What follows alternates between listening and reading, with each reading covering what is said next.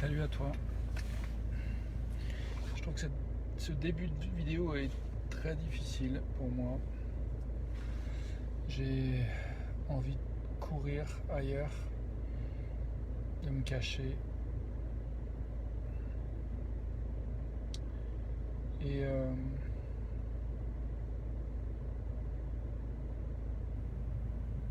ça me fait penser à ce que j'ai vécu hier en fait.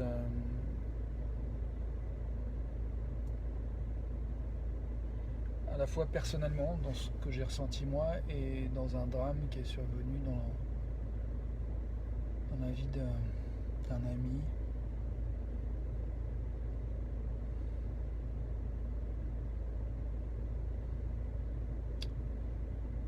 Mais je suis embarrassé en fait, même là tout de suite, parce que j'ai peur de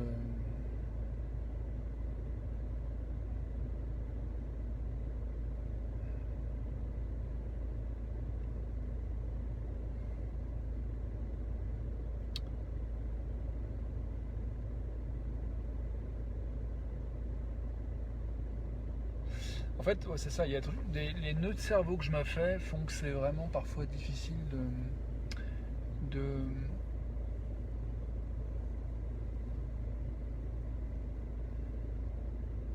de s'autoriser à parler en fait, de s'autoriser à dire ce qu'on vit, à dire ce que je vis en ce qui me concerne.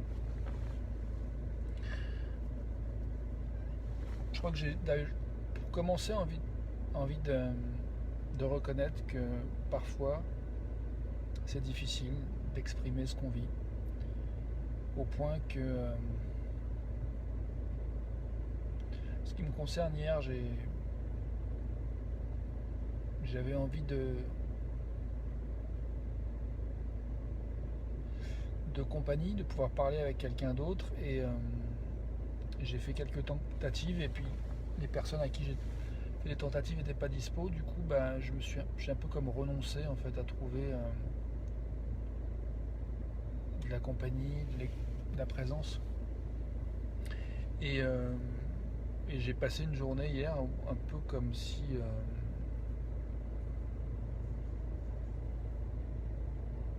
j'ai c'est dur à nommer. Je suis fatigué ce soir en fait. J'ai très peu dormi la nuit dernière. Euh, j'ai appris que le fils d'un ami avait tenté de se suicider hier,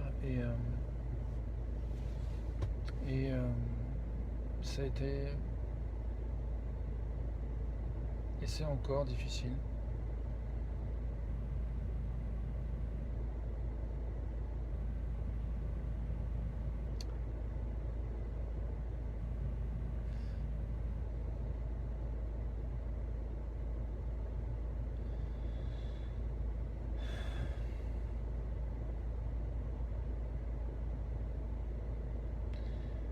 Euh, voilà, je pense à Thomas qui est encore, d'après ce que je sais, encore dans le coma. On ne sait pas s'il y aura des séquelles ou pas. Je lui souhaite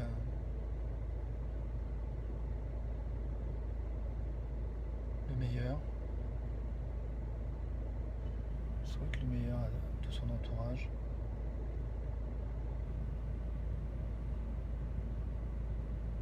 Et ce qui est difficile, c'est là pour moi de faire de l'espace pour parler de ça. C'est comme si il y a un endroit où je me dis mais quitter en fait pour parler de ce qui te touche.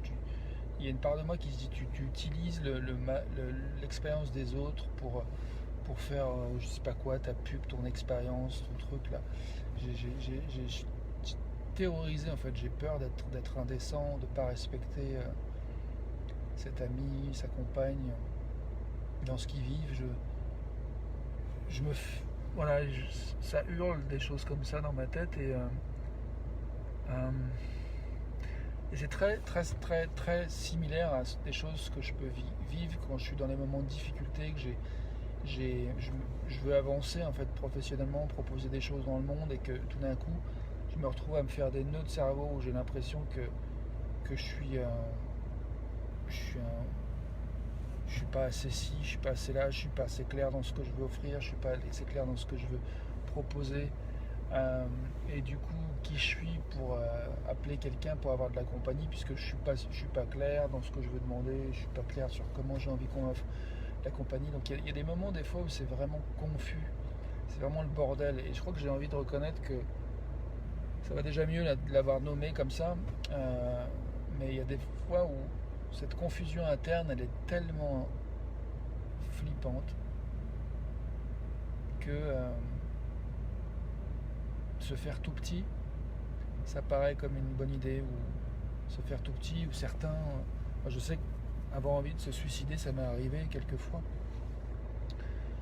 dans ma vie, et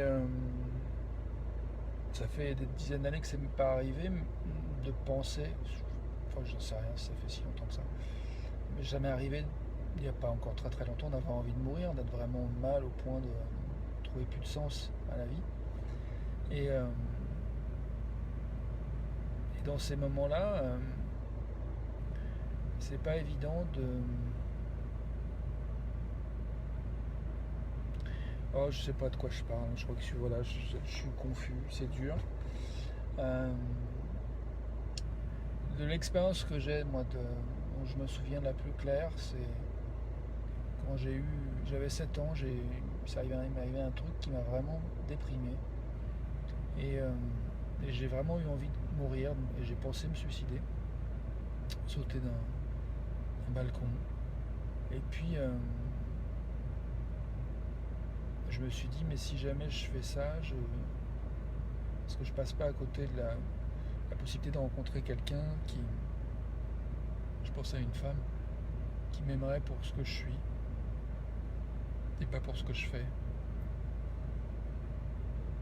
Qui m'aimerait pour ce que je suis, pas pour mes actes. Et je me suis dit, ouais, ça serait con. Et du coup, j'ai décidé de continuer encore un peu, de vivre, d'attendre, de voir venir.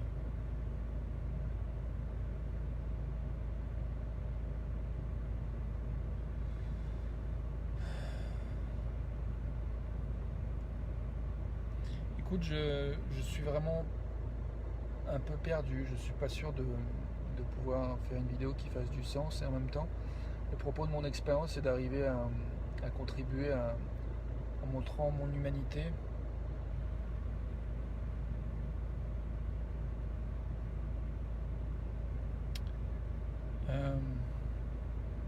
Salut Norbert.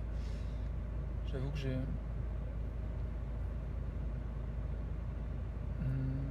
sais pas à quoi tu fais référence quand tu fais pas le con. Enfin, en tout cas, j'ai pas envie de mourir là tout de suite.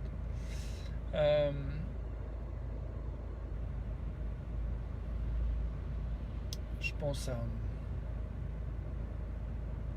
Je sais pas si tu étais là, Norbert, au début, mais je fais référence au fils d'un pote qui s'est pendu hier.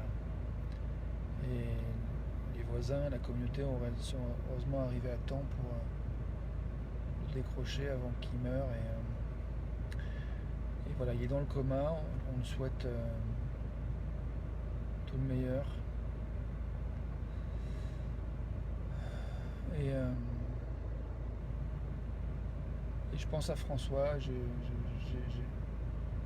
son père, et j'ai peur de dire des choses qu'il n'aurait pas envie, qu'il soit su.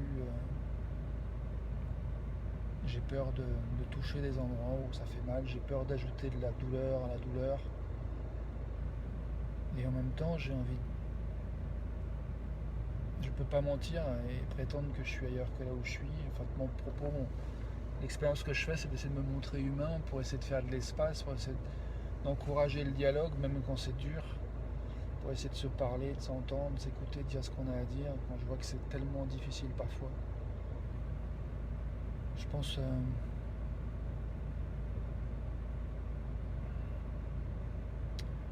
Ouais, je pense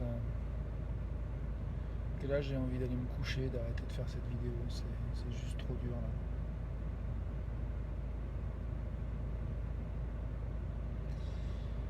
Non, Robert, je comprends rien de ce que tu me racontes.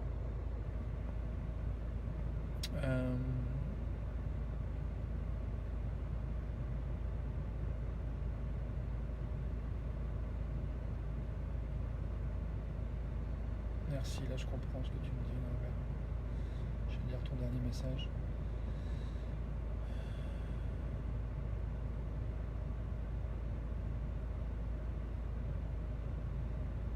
Merci, ça me touche, j'aime tes mots. Bisous à toi et Edwige. Merci Norbert, ça me touche. Ah, j'ai envie de pleurer.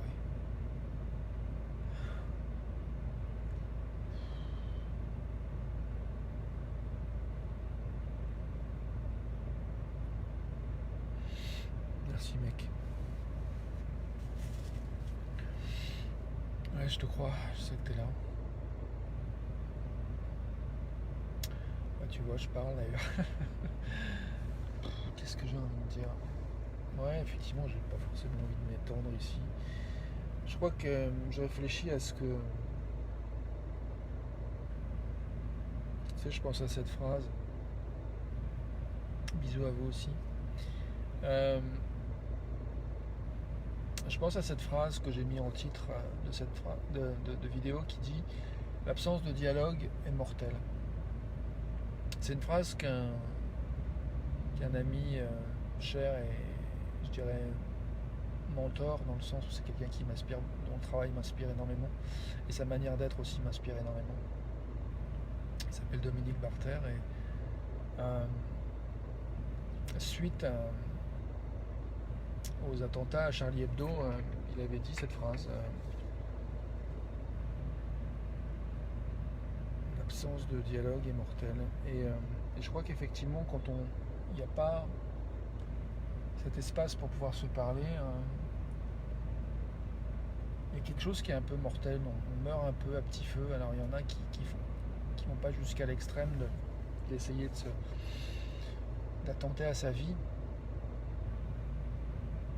Mais des fois, on fait plein d'autres choses qui s'apparentent un peu à une forme de suicide, en fait, à plus petite échelle, en fait. Du suicide social en s'isolant, en faisant la gueule, ou bien en s'emportant, en partant en colère et en ravageant soi-même, les autres, les relations.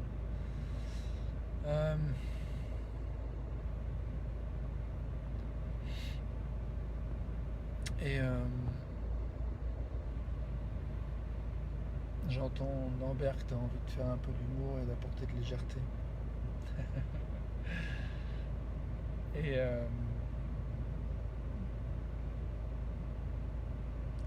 comme je disais, ouais, j'ai pas dormi beaucoup cette nuit en fait. J'avais envie de laisser savoir à cet ami que j'étais là.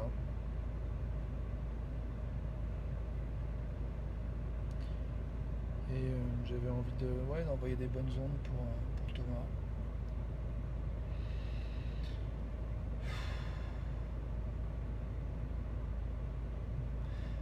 Ouais, je sais pas ce que je peux dire. Je crois que j'ai juste peut-être envie de dire que ça me paraît important d'accepter que des fois on ne sait pas quoi faire, on ne sait pas quoi dire. Et je crois que je peux pas dire mieux que ça maintenant. J'ai passé à la vidéo en anglais. Je sais pas si ça va donner mieux. En tout cas, à demain. J'espère être un peu plus capable de réfléchir demain. Belle soirée. Bonne nuit.